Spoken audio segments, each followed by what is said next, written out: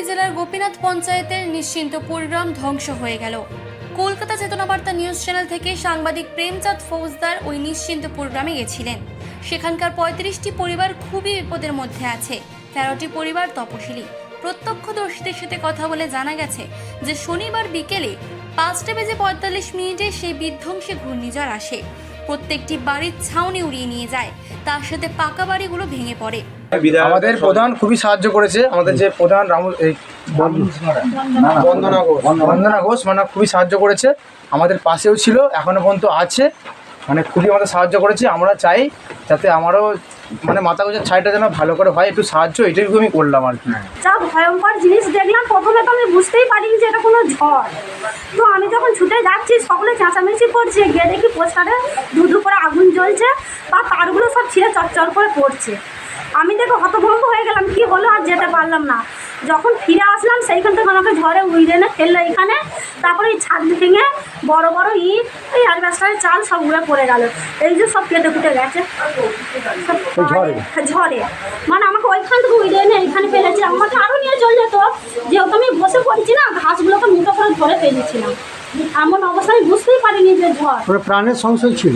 হ্যাঁ ছিল। আমার নাম শেখ পারভেজ, গোপীনাথপুর 2 নম্বর গ্রাম পঞ্চায়েতের সংখ্যালঘু সেলের সম্পাদক। আমরা কাল থেকে এখানে আছি, এখানে গ্রামের মানুষকে সহযোগিতা যতটা করার করছি। আমাদের এমএলএ সাহেব এসেছিলেন, তিনি আশ্বাস দিয়েছেন। এসডিও ম্যাডাম এসেছিলেন, তিনিও সমস্ত কিছু দেখে গেছেন। বিডিও সাহেব আজকে পর্যন্ত আছেন। কাল থেকে আজ 10টা পর্যন্ত বিদ্যুৎ বিচ্ছিন্ন ছিল। আমাদের তৃণমূল পার্টির তরফ থেকে এখানে পুরো পাড়াটায় আলোর ব্যবস্থা করা হয়েছে। খাওয়া দাওয়ার ব্যবস্থা এখনও হচ্ছে, এখানে চালু আছে। আমাদের এমএলএ সাহেব যতটা এখানে সহযোগিতা করার, এই যে ক্ষয়ক্ষতি, তার জন্য সহযোগিতা করবেন। যখন ঝড়টা আমাদের সামনে চলে এসেছে তখন দেখছি শুধু আগুনের গোলা নিয়ে আসছে। আমরা হয়তো ভেবেছি হয়তো আমরা আর বাঁচবো না। দৃশ্য সব আমরা পরিবার আছি, কোথায় যাব, এরকম একটা দৃশ্য সামনে চোখের সামনে চলে এসেছে। যখন আমরা ঝড়টা যখন সামনে মুখোমুখি হই, ঘরে ঢুকে আমরা বাঁচার চেষ্টা করছি। তখন ঘরে আমরা ঢুকেছি, দেখছি আমাদের ঘরের উপর চালটা নেই। তো আমরা খুবই অসহায় হয়ে গেছি, বসে বসে কাঁদছি, কোথায় যাব, কি করব, আমাদের ঘরের চাল নেই। বলতে আমি কৌশিক রায়, মানে আমাদের যে বিধায়ক আছে তিনি খুবই সাহায্য করেছেন।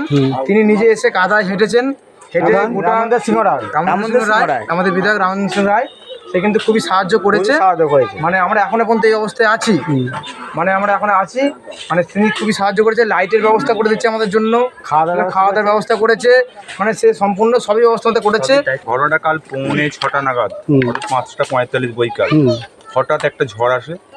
সেই ঝড়ে আমাদের গোপীনাথপুর 1 নম্বর গ্রাম পঞ্চায়েতের নিশ্চিন্তপুর গ্রাম, কিছুটা জায়গা, একটা রায়পাড়া, সেই রায়পাড়া আপনি নিশ্চয়ই এখানে আসে দেখতে পাচ্ছেন, প্রায় 35টা বাড়ি ক্ষতিগ্রস্ত। 13টা বাড়ি একদম খুবই বিপর্যস্ত অবস্থায় রয়েছে। তাদের ঘর বাড়ি এবং গাছপালা ভেঙে পড়ে গেছে, ঘরের চাল উড়িয়ে নিয়ে চলে গেছে, কিছু মাটির বাড়ি ভেঙে পড়ে গেছে এবং পাকা বাড়িরও কিছু চাল উড়িয়ে নিয়ে গেছে। তার জন্য আমরা পঞ্চায়েতগতভাবে এবং আমাদের মাননীয় বিধায়ক মাননীয় রামেন্দ্র সিংহ রায়ের তত্ত্বাবধানে আমরা আপ্রাণ চেষ্টা করছি এই মানুষগুলোর পাশে থাকার, এবং যাতে এই মানুষগুলোকে সহযোগিতা করা যায় সেই জন্য কাল থেকেই আমরা এখানে আছি এবং তাদের পাশে আশ্বাস দিয়েছি। আমার নাম বন্দনা ঘোষ। আপনি কোন পঞ্চায়েতের প্রধান? আমি গোপীনাথপুর 1 নম্বর গ্রাম পঞ্চায়েতের প্রধান।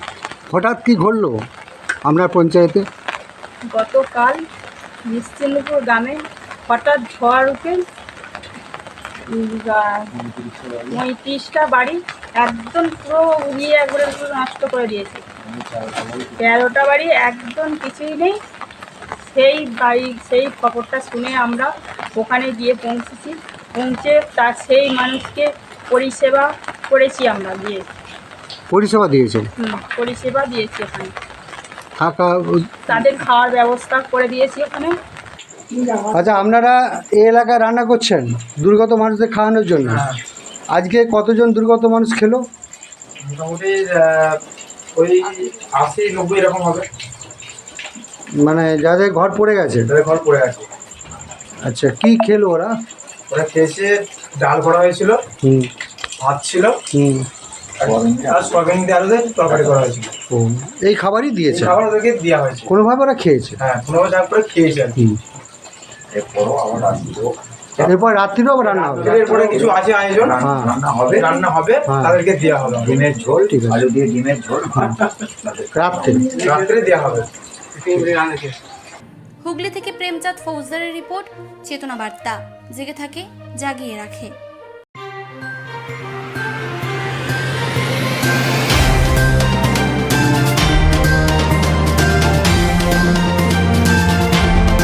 চেতনা বার্তা, জেগে থাকে জাগিয়ে রাখে।